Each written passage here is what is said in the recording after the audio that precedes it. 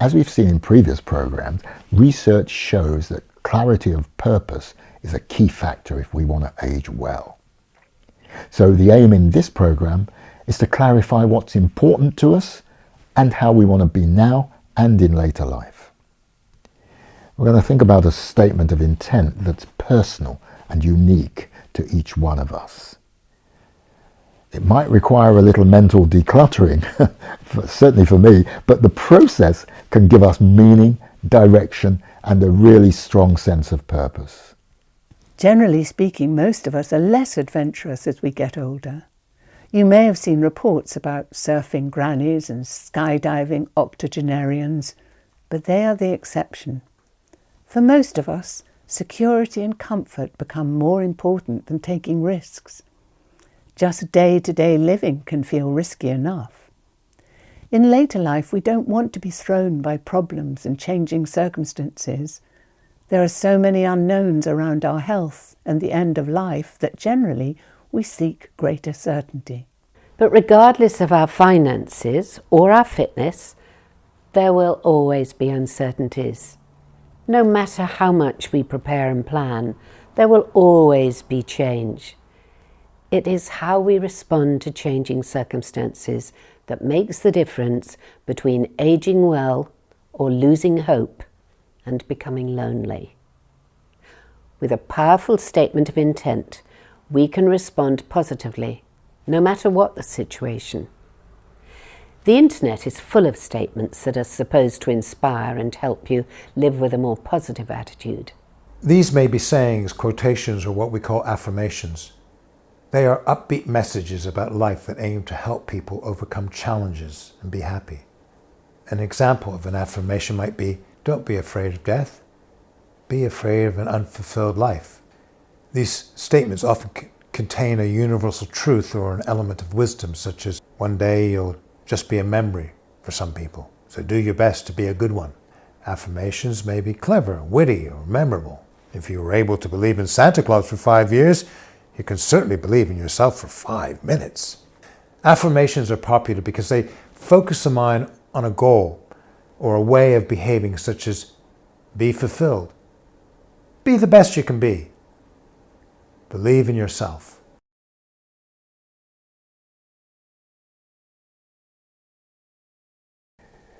You know, some people see these affirmations and sayings as trivial and simplistic. But others find that they help them focus and they help them to focus on positive behavior. Neuroscientists estimate that we have more than 70,000 thoughts in a single day. I can't get my mind around that. So affirmations might help us focus. But what if you were to create an affirmation or a statement of intent that was unique to you? You see, a positive statement that's tailor-made by you to suit you now and in later life is a really powerful tool. It can be used in good times and bad. It can give meaning and direction to support your well-being, because words are important. The ancient Chinese philosopher Lao Tzu said, "Watch your thoughts, they become your words. Watch your words, they become your actions.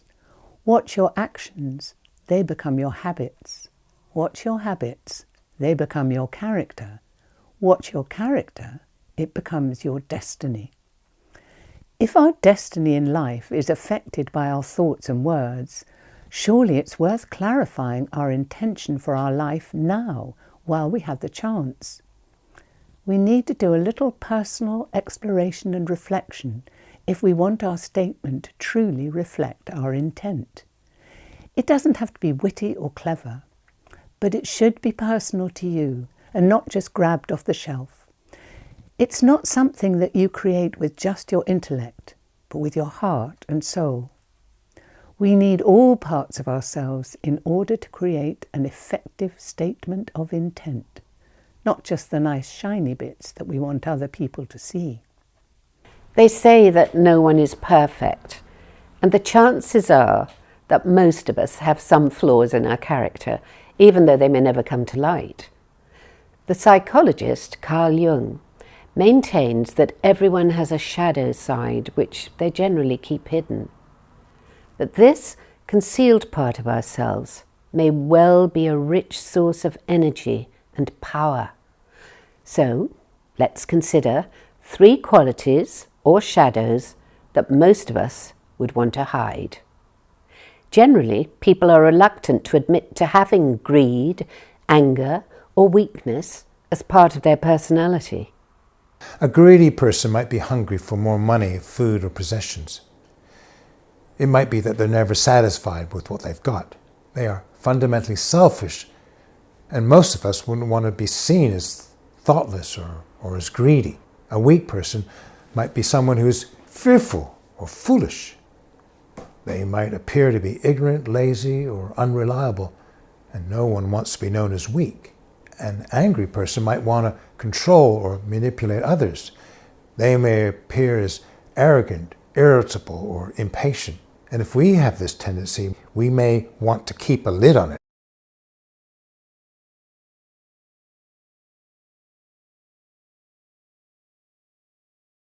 These qualities are present in most organizations, communities, and even our families.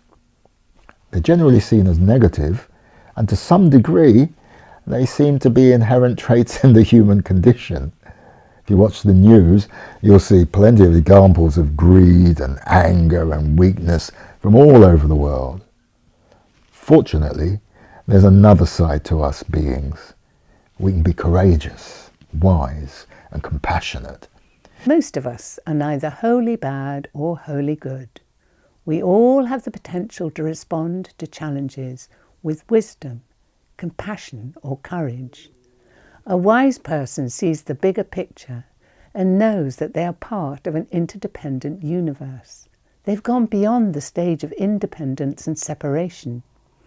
A compassionate person is empathic and listens and acts with a deep understanding of life. A courageous person is strong and resilient. They're not afraid of the unknown. They are curious and open to the mystery of life.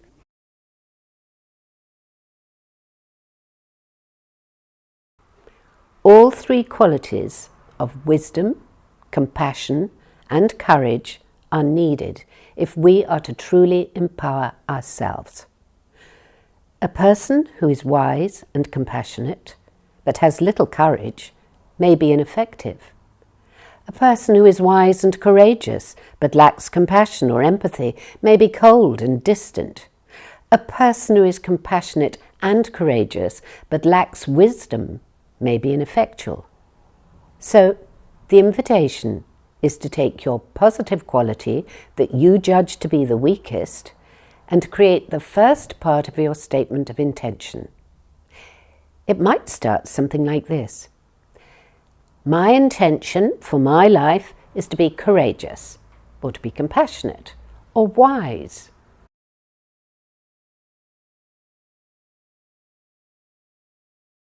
When people are asked what they want later in life, they often respond with a negative. I don't want to feel any pain. I don't want to be incapacitated. Such responses are based on fear, which will not help us to age well. Our statement of intent is based on a positive quality that we want, such as being wise, compassionate, or courageous. So, hopefully, we now have the first piece of a statement of intent.